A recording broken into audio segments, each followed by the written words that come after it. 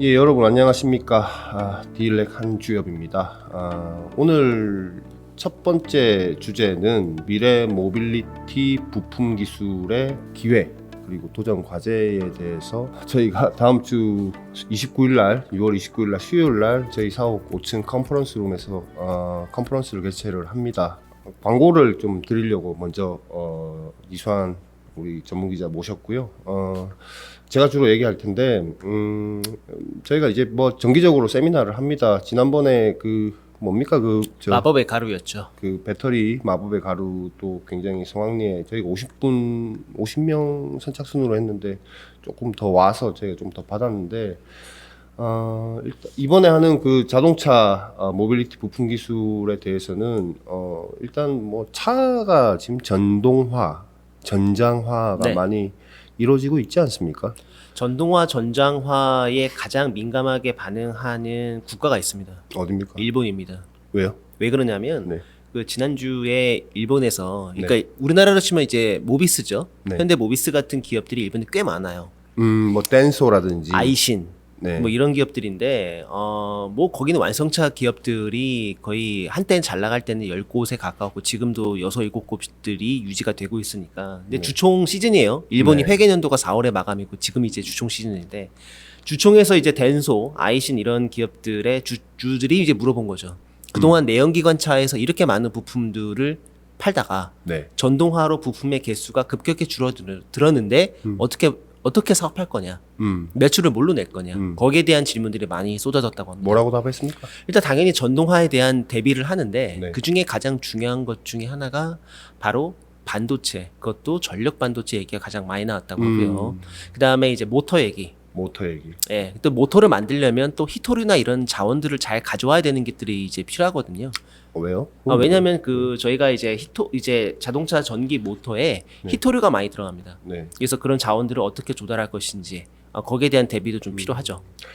지금 사실 이 부품업계에서 주요한 우리가 물건을 팔 수 있는 주요한 시장들은 대부분 컨슈머 기기들이었어요. 네, 그렇죠. PC, 스마트폰, 텔레비전 뭐 이런 쪽이었는데 PC가 연에 한 3억 대 정도, 노트북, 데스크탑 다 포함해서, 그리고 텔레비전이 한 2억 대 정도, 평판 TV들, 그리고 휴대폰이 뭐 한 13억 대에서 15억 대 왔다 갔다 지금 정점 찍고 계속 떨어지고 있는 중인데, 휴대폰도 그렇고 PC도 그렇고 텔레비전도 그렇고 지금 뭐 성장이 이제 더 안 되고 있거든요. 지금 몇 년째. 오히려 스마트폰 같은 경우는 시장이 줄어들고 있는 상황이죠. 줄어들고 뭐 얼마 전에 저희 쪽에 뭐 보도도 됐습니다만 삼성전자 스마트폰 뭐 유통 재고가 뭐 5천만 대가 네. 돼 있고, 최근에 뭐 연관된 얘기이기는 한데 삼성의 뭐 폴더블 폰이 뭐 보조금을 엄청 실어서 뭐 한 50만 원, 60만 원이면 살 수 있고 200만 원 넘었던 것 같은데 그렇게 이제 좀 밀어내기를 하고 있고,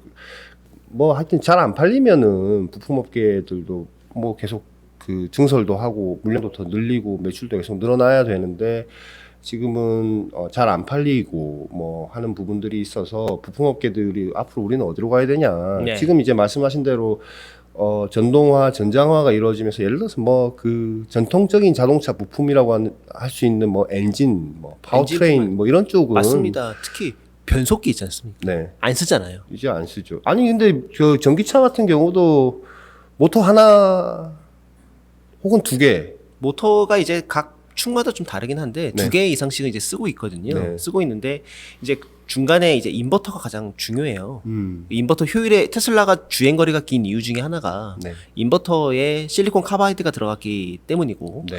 그다음에 이제 그 감속기, 네. 그러니까 감속기가 잘 작동해야 우리가 회생 제동을 할 때 또 네. 배터리에 또 많은 에너지를 좀 집중할 수 있고 거기에 좀 대비를 좀 많이 해야겠죠. 어쨌든 자동차는 연에 1억 대가 안 팔리는 네, 시장이고 맞습니다. 2017년도에 9,700만 대 정도로 팔려서 정점을 찍은 다음에 이제 계속 이제 떨어지고 있죠. 떨어지다가 2021년에 조금 이제 증가세가 이루어져 있는데 대수로 따지면 스마트폰하고는 뭐 비교할 데가 안 되죠. 비교가 안 되고요.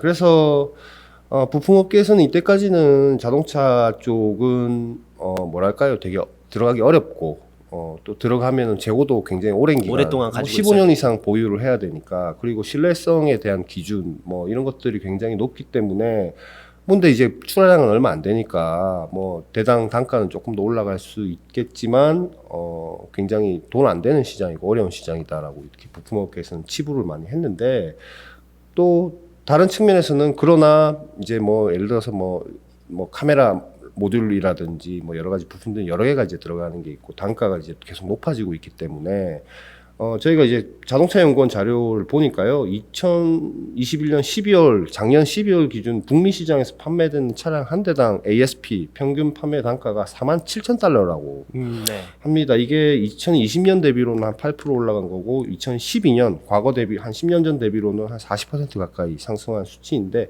계속적으로 이제 자동차 가격이 올라가고 있고, 그렇게 올라가는 이유에 대해서 한번 분석을 해봤더니 고급차가 더 많이 팔리는 게 이제 일반적으로 평균 판매 단가를 높이는 어떤 주요한 요인 중에 하나긴 하지만, 전장화나 전동화가 이루어지면서 가격이 계속적으로 올라가고 계속 올라갈 수밖에 없고요.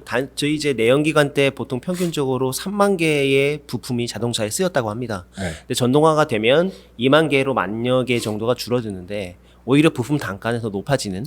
자동차 한 대에 들어가는 이 전장 부품 비중이 지금 현재 기준으로는 한 30에서 35% 수준인데, 앞으로 이게 한 70%까지 전자 장비로 다 채워질 것이다 라고 하니까, 저희가 이제 그래서 한번 기획을 해봤습니다. 이런 기술과 시장 트렌드가 이제 바뀌니까 미래 모빌리티 기술의 부품 기술의 기회와 도전이라는 주제로 컨퍼런스 준비했는데, 일단 뭐 주제 몇 개 말씀드리면, 퀄컴하고 캠트로닉스 쪽에서 나와서 V2X 네, 뭐 V2X. 차량과 차량 간의 어떤 통신에 대해서 얘기를 하는 그 통신을 할 수 있는 그 기술에 대한 건데, 이것도 지금 표준이라고 표준 얘기하는 때문에 그렇지만 셀룰러 방식으로 할 것이냐 무선랜 방식으로 네. 할 것이냐, 요거 갖고도 지금 정부 부처에서도 약간 조금 엇박자가 있고, 빨리 이걸 어쨌든 뭐든 해야 되는데, 그런 거에 대한 이제 전략을 발표하는 내용이 있고, 또 라이다 센서에 대해서 또 소개하는 시간도 있습니다. 테슬라 같은 경우는 이미지 센서로 주로 하기 때문에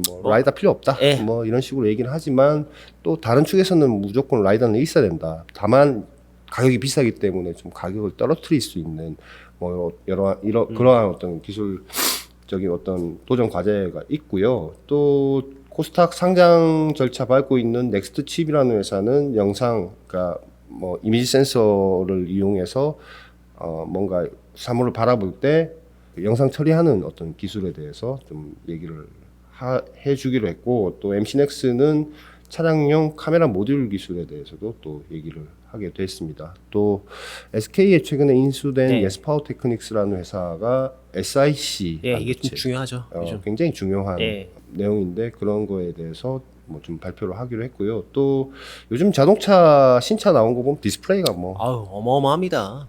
뭐랄까요, 이제 과거에는 그게 그냥 일반 물리 버튼이나 이런 걸로 될 때는 뭔가 안에 내부 디자인이나 이런 것도 굉장히 신경을 많이 써. 지금 뭐 그냥 커다란 디스플레이 하나 달아놓고 디스플레이도 한 개, 두 개, 어떤 회사든 뭐 이제 사이드 미러까지 네.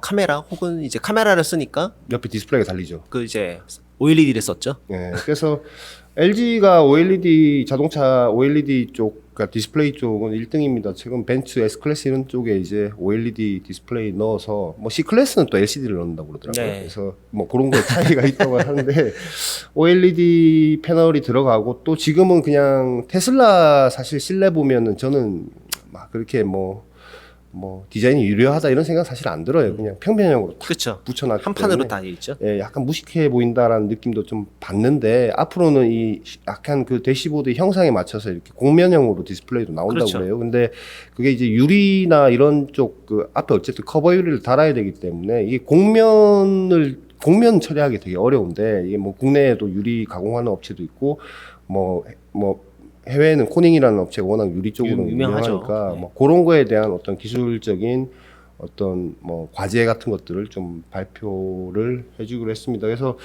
6월 29일 날이니까요. 관심 있으신 분들은 와서 한번 좀 등록하고 들어와 주시기를 부탁을 드리겠습니다. 잠깐만 끊고 가겠습니다.